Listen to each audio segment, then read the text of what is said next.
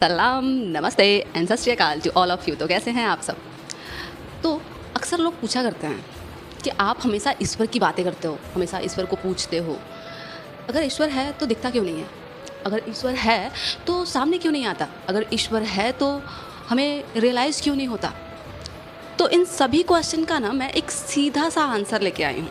भगवत गीता में भी भगवान ने कहा है कि ममैवांसो जीवलोके सर्वभूते सनातना, मतलब कि तू मेरा ही अंश है।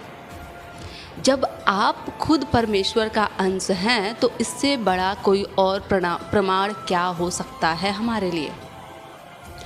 सीधी सी और सिंपल सी लाइन में उन्होंने एक शब्द में सब कुछ बता दिया है। आत्मा उस परमात्मा का अंश है। तो इससे बड़ा सबूत और क्या हो सकता है हमारे और आपके लिए कि ईश्वर हमारे समक्ष रहते हैं। ये जो वाणी मैं बोल रही हूँ या फिर जो आप ये आवाज़ सुन पा रहे हो, ये आवाज़ कैसे आ रही है? ये वोकल कॉर्ड किसने बनाया? ये बॉडी किसने बनाई? ये हमारे पास जो दिमाग दिया गया है, ये दिमाग किसने दिया?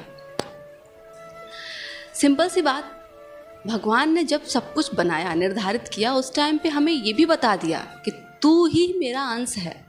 मतलब कि ईश्वर तुम्हारे ही अंदर है, बस खोजने भर की देर है। आपने अक्सर प्रेमानंद जी की प्रवचन में अक्सर सुना होगा कि उन्होंने कहा है कि भाई दूध में घी है तो क्या तुम दूध में डायरेक्ट पूरी तल के दिखा सकते हो? आपका और हमारा सबका आंसर यही होगा कि नहीं। कैसे? क्योंकि दूध से घी बनाने तक का एक प्रोसेस होता है।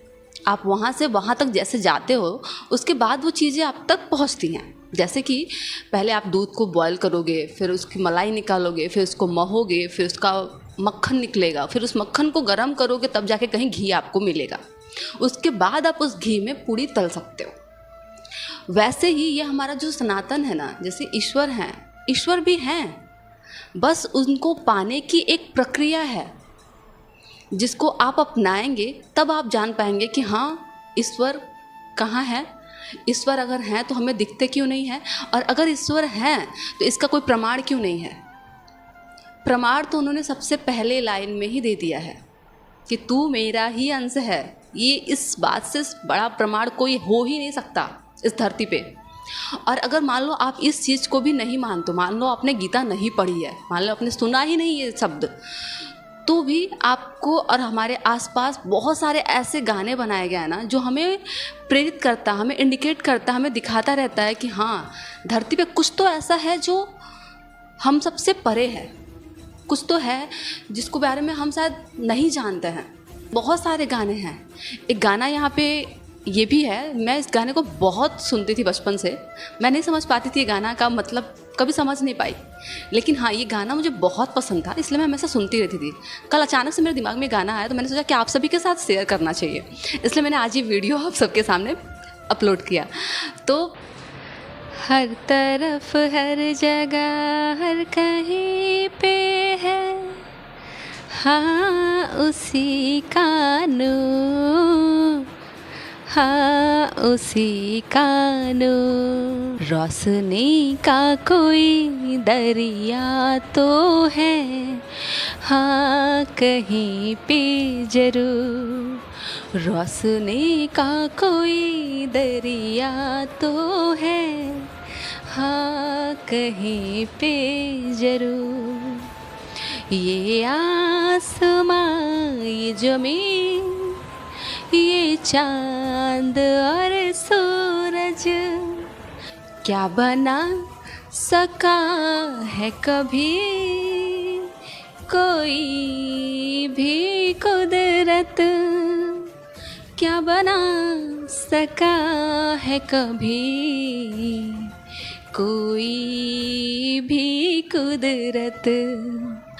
कोई तो है जिसके आगे है आदमी मजबूर। हर तरफ, हर जगह, हर कहीं पे है हाँ उसी का नूर, हाँ उसी कानों। इसके आगे की लाइन ना बहुत प्रभावशाली है, सच में ये बता देती कि हाँ सच में है, कुछ तो है। इसकी आगे की लाइन क्या है, ध्यान से सुनिएगा। इंसान जब कोई है राह से भटका, किसने दिखा दिया उसको सही रास्ता, किसने दिखा दिया उसको सही रास्ता। कोई तो है जो करता है मुश्किल हमारी दूर। Thank you thank you thank you thank you thank you thank you thank you so much to all of you. मैं सिर्फ आपको ये बताना चाहती थी कि ईश्वर थे, ईश्वर है और ईश्वर ही रहेंगे। हमें लगता है कि हम सब कुछ स्वयं करते हैं। ये हमारे इस ब्रह्मांड की खासियत है कि वो अपने मत्थे कुछ भी नहीं रखता। वो सब कुछ हमसे ही करवाएगा। वो सब हमें ऐसा फील करवाएगा कि मैंने ये एग्ज़ाम क्रैक किया, लेकिन करता वो है। तो कभी भी अपने ज़बान पे ये सब तो नहीं लाएं कि ईश्वर है या नहीं, क्योंकि अगर ईश्वर नहीं होते तो शायद आज हम ये बातें भी नहीं बोल सकते। शायद मैं सिर्फ आपसे इतना कहना चाहूँगी कि जब एक इंसान जीवित रहता है तो वो अपनी सारी एक्टिविटीज़ करता है, लेकिन ऐसी क्या चीज़ होती है जो निकलते ही वो इंसान कोई एक्टिविटी नहीं कर सकता, ना कोई बोल सकता है, ना कुछ कह सकता है, ना अपने हाथ पांव हिला सकता है। इनफैक्ट उसके हार्ट की बीट भी रुक जाती है, कुछ भी नहीं होता है। क्या है वो? वही तो है ईश्वर। इससे बड़ा प्रमाण और आपको क्या चाहिए कि ईश्वर हैं। ईश्वर से ही ये सब कुछ चलता है। ये सिर्फ मैं नहीं कह रही, ये हर कोई कह रहा है, हर वो संत कह रहे हैं। इतने बड़े बड़े संत क्यों बने हैं आखिर? अंग्रेज जो होते हैं बहुत सारे, सब कुछ छोड़ के क्यों आए हैं यहाँ पे? मतलब कि कुछ तो है जिसके आगे इंसान मजबूर तो है। कहते हैं ना, कोई तो है जिसके आगे है आदमी मजबूर। हमें लगता है कि हम करते हैं, बट हमसे नहीं, हम नहीं करते, हमसे करवाया जाता है। वी आर अ निमित्त मात्र, हम सिर्फ निमित्त हैं।